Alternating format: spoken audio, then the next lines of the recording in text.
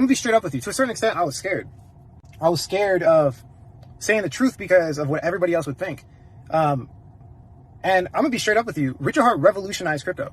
He did what nobody else was willing to do, to a point where I actually dedicated a section of my course called Pumpamentals because of the lessons that he taught on his YouTube channel.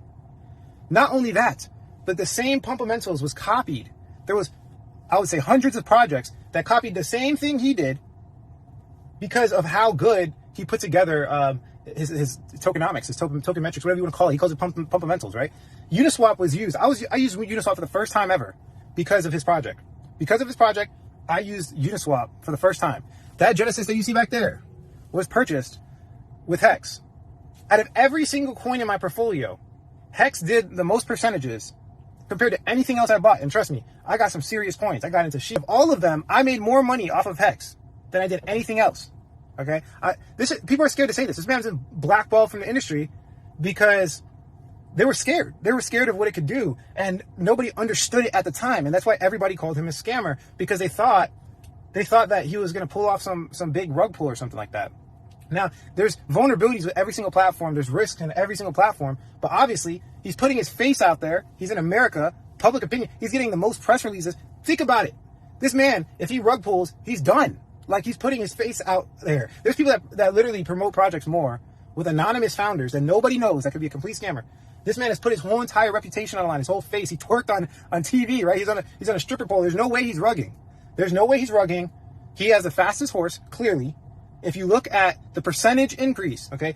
Look at the percentage increase compared to any other coin. They had to take him off the market cap websites. Think. They took him off of the market cap websites because of how scared they were of his project. If you go to Etherscan, okay? Go to Etherscan and go to market cap on chain. You're going to see Hex at like the top 5 spot. That's where it should be. But the market cap websites have censored him. Think about this. Think about this. His Pumpamentals and the way that he crafted his tokenomics made it the best top 3 appreciating asset in all of cryptocurrency. They don't even realize what it is. I mean, I believe that Hex and RH are the first actual DeFi to ever hit the market. So if you'll recall, with TBC Dev and Dev Kyle and Richard, when they were putting Hex together after the debacle with Bitcoin Hex, do you remember what happened with Bitcoin Hex and why they had to go back to the drawing board? I remember the Bitcoin part. I think it was issues with the marketing, because we were getting a lot of trolls coming into the chats, and then with the redesign, I think Kyle figured out that you can game the system. So someone that was doing shorter stakes, they could just kind of like keep compounding. And then by year 5, year 10, they were going to have more than people that had just logged for 500 days. Okay. So you are correct that early guy bug is what they called it. They ended up calling it the early guy bug. That was because of me. I'm the one that found the early guy bug, and I'm not. You see, you're the one exploiting that. That's awesome. Okay. So you were testing it with Kyle and Kieran and all these guys then, huh? Okay, so their main rule after I found the early guy bug and told Richard in a direct message, told him, listen, I said, I can game this system by just taking my WASP bonus every week and just adding that to my pool, and I will be the richest mother in this chat. So Richard looked at that and he was like, we were delayed. Launch in the summer? We're going to launch in the summer of 19? I'm the asshole that stopped that, yes. Damn, all right. They legend there. And I stopped it by asking the question, are the stakes going to be weekly or daily? And when he said daily, awesome. I knew that I was going to be able to game it. So after making that public, everybody hated me, of course, because I made it public, and Richard just had to go back to the drawing board with Kyle and with TBC Dev. And the rule that Richard had for those guys to figure it out was there must be meat on the bone for the guy at the end. And that was the one rule that he kept stating over and over and over again in the dev chat with these guys is there's got to be meat on the bone for the guy at the end. And if there's not meat on the bone for the guy at the end, then it's not gonna work. Damn, So bro. I was one of the nerds just kind of like waiting because you know how like there was no sacrifice. So we had like no commitment to Hex technically. You know what I mean? right, Like, until December 1st that you guys had the Bitcoin has started and then some of us started with the AA on day 2. At least me, I waited because I mean I only had like 2 ETH. I was so wrecked. And by day 3, I figured, you know how the only metric that we could watch was how much ETH was coming into the contract, just how much ETH. So by day 3, right. that I figured, oh, this much, like 60% or 70% less ETH came in on day 3 than by day 1. So by day 3, I knew that my key was, all right, you need to go on like day 30 because like this, Right. the ETH is just going to keep drying out. And then the snipers came out. Right. Then the snipers came out and they, right. So, but yeah, in talking with you right now, ID, this is the very first time that I've actually stated this publicly. There are no hexagons. That's awesome, bro. All right. So Doc is right here, Durant. He was there too on day 1. Right on. That's awesome, bro. Thank you so much for sharing this. I'm like a little nerd right now. To know what I know and to have been there since as long as we've been there, I know that I am glad that I'm in the very best crypto that I could possibly be in because I helped fix it. Okay. And damn, bro, that's so awesome. Because I know that in the summer, like in 2019, it almost felt like we were like ready to rock. And then all of a sudden, he kept going with the 4 more weeks. Remember, like he was like, "Oh, 4 more weeks. Yeah, of course. We need the order. We need the order."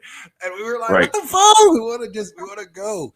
But it wasn't. Right. It was more like we just wanted to, use the product. There wasn't like that same. But here's the thing. Sacrifice. But listen, listen. Here's the thing. So everybody who was in the channel at that time that I made that public announcement in Telegram that this is what I'm going to do to game the system. Kyle and I had talked it over, and this is what I'm going to do to game the system. And Kyle's like, "Yeah, you could actually do that. You could game the system that way." So I'm behind, in front of everybody. I just made it public because if it's going to be fixed, if it's going to be perfect, it's got to be honest.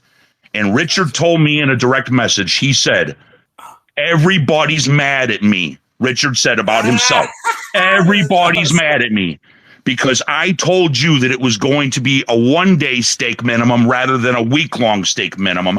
And now everybody's mad at me that we're not going to be able to launch this." And I said, "Richard, I know that you can fix this. So get to work. Get back to work." And that's exactly what he did. He got back to work and he figured it out with Kyle and TBC. And that's the Hex that we have today is because of that. And it's provable. If you want to go in the archives, you want to look at the channels, you want to look at the chats.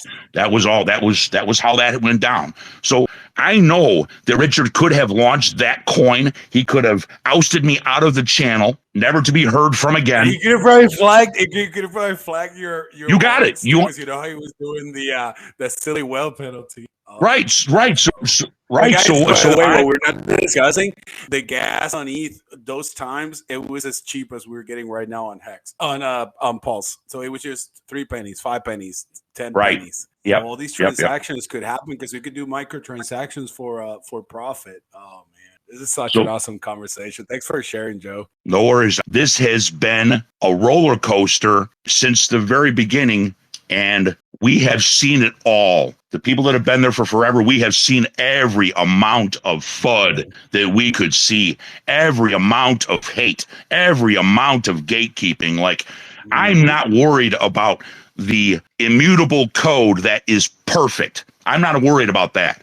I'm worried about what the world is going to say about our immutable code that literally makes us the next 1%ers. Bingo. So you're mentioning exactly. I wish that I could convey my message like you're doing, but it's just people automatically assume that I'm trying to FUD and all this, and I'm like, guys, the problem is that this law or rule that obviously can change. That's another thing, guys. I think that once the new person and the SEC takes over, they'll change it. But in the meantime, I'm already locked. So when they make one of these changes and then say on January 1st of 2027, this happens, I look at my t-shirts and I'm like, damn, my Genesis stakes go till 32, or my, this or that or the other. My Genesis stakes go till 34. I have a ladder going all the way till 35. So, and then I keep staking. That's the problem. It's like, I don't want to be in fiat. Like the part that I don't think people understand is like, I don't want to be in fiat.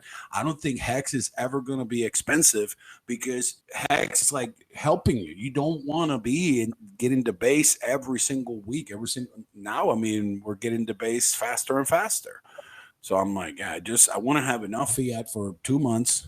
Emergency. That's it. That's where I'm at right now. I literally take out enough to pay my bills each month, and I leave the rest. Take what you need, leave the rest. And I've been able to live, even through the bear market, I've been able to live okay through all of this, just barely touching what I have. And it's like, but it's still, there's. Tell everyone, brother, you need to have your fiat, your crypto making you more crypto, and then as little as possible in fiat, because everyone's always like, well, should I have 2%, 3%? And I'm saying, but where are you going to have your rest of your investments? I mean, are you going to be in stocks? Are you going to be in There bonds? is nothing. You can put it in nothing that is going to go up faster and bigger than staking it in Hex. Nothing. There's nothing out there. We've done we've checked it all out. Trust me. We've gone over the books. We've gone over the numbers. Same. There's nothing that is better than this.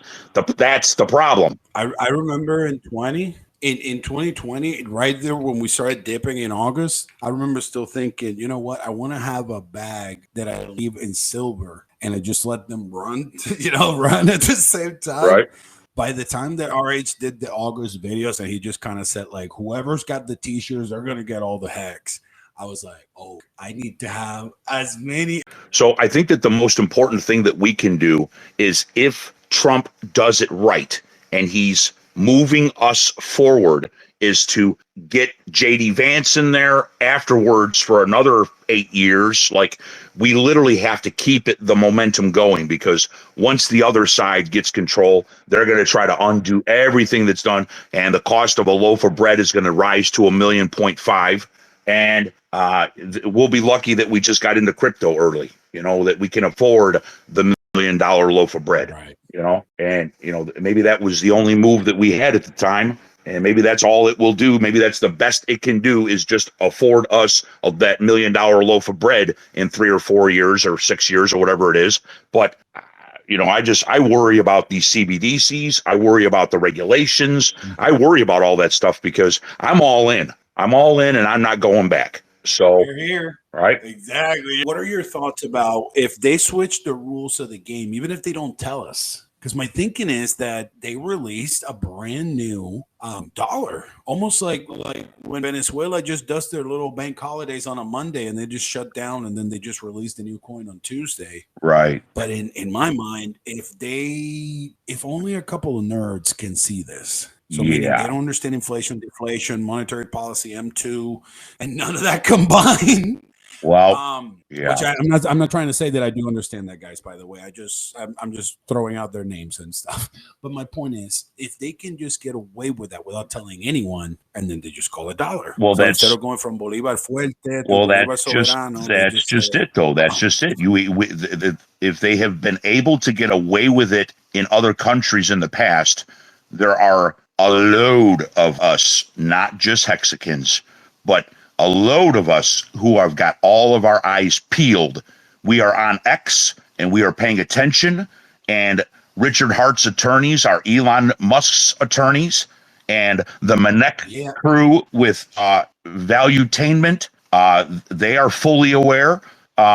If this SEC stuff, when that goes away, and when the Interpol stuff goes away, because it's all going to go away, because Richard Hart was born and raised a Jehovah's Witness, and he is not going to be beating up any girls in any deep, dark alley. So stop that bullshit right now. It's one of those things where you just don't know what they're going to bring up, but we do know Richard. We know Richard. We know what his goals are. We know what his past is, and we have that to fall back on when it comes to having some backbone against the people who want us done with. They don't want us to be at their restaurants eating at their next to them at the table next to them with our legs up on the table drinking an old style. They don't want us there. Go away. All this Richard's going to jail and all that bullshit. Wait for all that to go away and then follow Richard's lead, because I guarantee you I got plenty of pew-pews to be able to go to Washington and get my loaf of bread. I don't care what they do when it comes to telling us that we can't eat. But that's their main goal. This whole, the world is overpopulated. Thank you, Joe. Right? The world is overpopulated. I need people to understand what we're talking about, guys. Like, I mean, what we're talking about is they continue to overreach. And then they're trying to tell us that those of us that took a chance 2 or 3 years ago, 5 years ago in DeFi, that we cannot use this platform, we cannot use that platform, we can be limited to this, we can use a VPN, we cannot use that. I don't need a platform. I download a computer and do it from the comfort of my own home. Exactly. Right. And then around that, I keep trying to tell them, it's like, guys, if they were to be smart, what they would do is they would just put a 1%, 0.5% flat tax, something very small that people wouldn't have an issue paying them, and then they would get more from us. But like, sure, whatever. I prefer to pay 0.5%, and now my I know guaranteed that I can send my hex directly into my bank, and then my bank's not going to flag me and debank me. So yeah, I wouldn't have a problem with that. The problem that I have is when they start getting greedy and then trying to tell me that I have to pay 20, 30, whatever, or pay taxes on unrealized gains or that type of stuff. And trying to incentivize the economy, because that's another thing that it would do for our whole economy. That's another thing that all these politicians are not getting straight. That they keep thinking that, well, because we own the dollar, because this and that. It's like, it doesn't matter. People are just going to leave then, because they'll prefer to deal in other currencies if they have more liberties to build and develop those. And the reason, guys, that when they passed that IIJA in November of 2021, I kept telling RG3 and I kept telling everyone they need to go and amend this, because they cannot include developers, DeFi stakers, and validators, because then at any point in time they can go after any of us. And look, the first ones that they went to were the Tornado guys, the Tornado Cash guys. And again, thankfully, after a year, now court is determining that we'll be able to use that platform again. But I don't want to go through that BS every 2 or 3 years. That's ridiculous. So I'm going to keep paying my bills the way I've been paying my bills. I'm going to eat peanut butter and jelly sandwiches until Richard comes out of the clinky dink. And, and that's about the best I can do, is looking to fill the position that is vacant for the ambassador to Finland. He had 95 signatures that he needed 100 of about 4 days ago. So anybody can go to Nuclear Herbs, pull up that petition, and sign that petition to have him, which would be a Hexakin / Pulsechain, in the Finland government that's trying to fuck Richard. Think about that. How could that have happened? Ambassador from America, and he's a Hexakin? Listen, I'm not much into tech, okay? I was a house painter for 22 years of my life, and then I had a stroke in 2016 and couldn't walk. So it took me 6 months to learn to walk again, but at the same time, I had my laptop with me, and that's how I was introduced to Richard, was back in 2016. Eyeballs on Pulsechain. And I don't know how much more we can do as a community, because we are everywhere. As soon as Mex started taking what was $120,000 that we all paid to be able to be listed on Mex, centralized, or Mexi, or whatever it is, and now we're just all over them. And we're everywhere. We are everywhere, and we don't mind defending our crypto or defending our ecosystem. But for all those people that don't have the extra money for those gas prices, they need to know which hex get into, the Pulsechain hex. So that's one thing that's really got to be fixed. Right. So like the one that CMC, the CoinMarketCap shows, it is the eHex still? Yeah, they're showing hex. Like if you searched hex, it's going to come up with both hexes, and one is going to say hex, and then in parentheses Pulsechain, and then the second one is Hex, and I don't even know that it says Ethereum. So that's got to be changed. They've got to let us allow. They've got to allow us to tell them what that needs to be changed to. Because I remember when we first got listed there on CoinMarketCap, and yeah, so there are some things that just need to be changed, and I'm sure that people are on it. There's always somebody working on things in the background when it comes to the Hex community or when it comes to the Pulsechain community. I don't need to omit the Pulsechain community because you guys are here as well as a part of the ecosystem. Tried to call me this and call me that, and I'm like, look, man, I'm not talking to you. I'm talking to Richard. We were getting so flooded around that time. I remember. Oh my God, dude! It was brutal. In the chats, because remember how there was no voice chat, so there was like just the chat. Right. And here I am typing away, man. My thumbs are going 1,000 miles an hour trying to reach Richard. Right?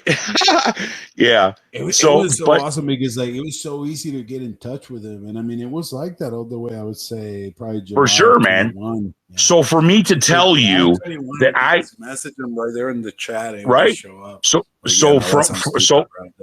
check this out, man. So check this out. From Strape, like I was in Strape for probably about maybe 2 or 3 months trying to feel it out because I had only heard about Bitcoin back in 2013, and I kept an eye on the price. But I was busy working. I was climbing ladders, and I was a house painter for 22 years. So I don't need a laptop on top of the ladder. So I'm just spraying, and I'm come down at the end of my day, and I hop on, and I try to figure out what is going on with this crypto because when Bitcoin Hex first emerged and the t.me/hex crypto emerged, when Richard finally made the decision to doing this on his own because he knew that he had enough knowledge, he knew that he had enough insight and enough, I don't know what word to use, but it's like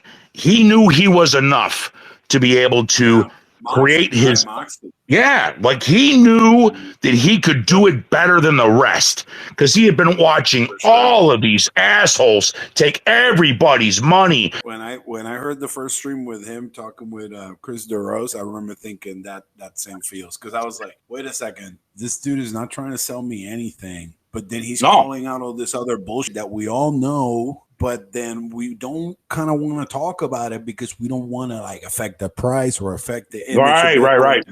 We don't want to cause any FUD. Yep. Right. Yep. Mm-hmm. But we were all thinking it. I knew I was thinking it for a while now. Then I was like, wait a second. Why is this influencer saying this? Why is this guy getting away with that? Why is this guy getting arrested, but this guy gets a bonus? Right. It was. I knew that it was just not the same play for everyone. And then, like I said, the fact that he was calling all that out, and I mean, it was awesome. So shout out to leaving Richard, bodies on the floor. Yeah. Yeah, right. Back then, it was just like everyone's like all the streams were kumbaya. Because all the streams were like, oh, we need to pump our bag, guys, and Bitcoin, we need a good image and all this. But it was bullshit because everyone that knew what was really going on, they could get into the blockchain, they could see what was happening on chain, they could run their own code, or they would see the BS that was happening on socials, like censorship, right?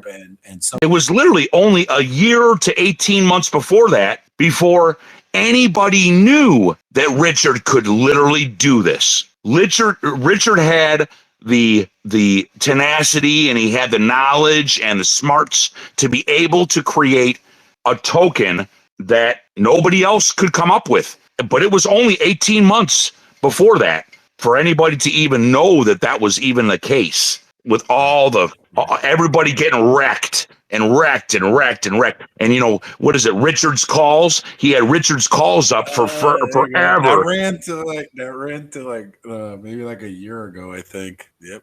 Did it? Okay. All right. So Richard helped me. So listen. So I come out from painting houses, 22 years, having a stroke, and I was able to sock away about 10 grand and keep it under the mattress. And so I'm like, Richard, man, I'm talking to him in a DM. I'm like, Rich, bro. I says, I've got 10 grand. What should I do on this Bitcoin shit? Because it's at like 10 grand right now. He's like, hold on to it. I'm like, Yeah, but this Pulse is, or I mean, I'm sorry, this Bitcoin Hex is supposed to launch, and I need to get my Bitcoin now. And he's like, just hold on to it. And I held all the way down to 29. What was it? 29.85 or something is what I held down to. And Richard said, sell it now. And I said, okay. And I sold mine. I was able to take my 10,000 and get, four Bitcoin. That went immediately up to like 13 or 14 grand at that time. And I was able to sell off. And then it dropped back down to like 5 something or 4.8 something. And I was able to buy more. So that helped me to be able to get into Hex with Bitcoin and my referrals and all the rest of it. So I did okay. Listening to Richard, I did better than I'd ever done painting any house. Back in August. Okay. What I read was everything stuff that we knew. I mean, everything was public info. We knew Kyle was available in the groups. I mean, I messaged Kyle maybe all the way to like maybe 6-7 months ago. Okay. And everything was just normal. And then like all of a sudden the other day, like people were like, no, like he was like ratting on Richard and all this stuff. And I was like, yeah, no. If the feds call you and they say, give me your opinion on this thing or else. I can guarantee you that Kyle told the truth, but the truth, there was nothing wrong with the truth. Oh yeah, I read the document. By the way, guys, yeah, I'm not trying to create anything against Kyle. Actually, I read the document. It was like 14 pages. And everything that I read was stuff that we knew because back then, Kyle. Today, Hexo posted out of his channel the old bacon wrap steaks and all that stuff that he was showing us. That was his channel. It's just that his channel, it was very technical. So it was like golden alpha. But then it would get nothing but nuggets. It would get like 200 views, right? So if you go by the views, you're like, this video, nobody like. There's 200 people that really know what's going on, right? Basically, right? But listen, so Kyle is the type of guy, and I talk to Kyle every day, like phone calls every day, and so I knew Kyle well, and all right, so Kyle is the type of guy that he is going to tell the truth because he's not worried that there's anything wrong with the truth. It's like there was nothing wrong with what Kyle stated because it was the truth and we all knew it. Richard has not been hiding the truth from anybody. That's the feels that I got when I read it in August. That's why for me it wasn't like a big deal. I felt that it was like negative or against us or not at all, Richard or the code. I was like, actually, that was exactly what I wanted because I was like, I wanted them to talk to the expert, but on the code. You know what I mean? Right. This is how we prove that this is just not another ERC, that we are different than in 5 years, than in 30 years. Kyle was not sucking anybody's in the crew, right? He wasn't doing none of that. He just gave his own opinion on how things could change to make it better. He was always trying to make it better.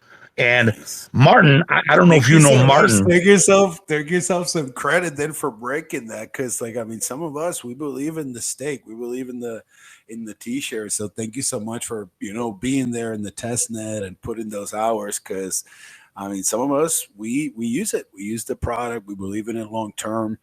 And it's thanks to guys like you and Kyle, for testing it and breaking it. And then, of course, it was annoying because 2019, we were like, just launch it. Everybody hated me, dude. Everybody.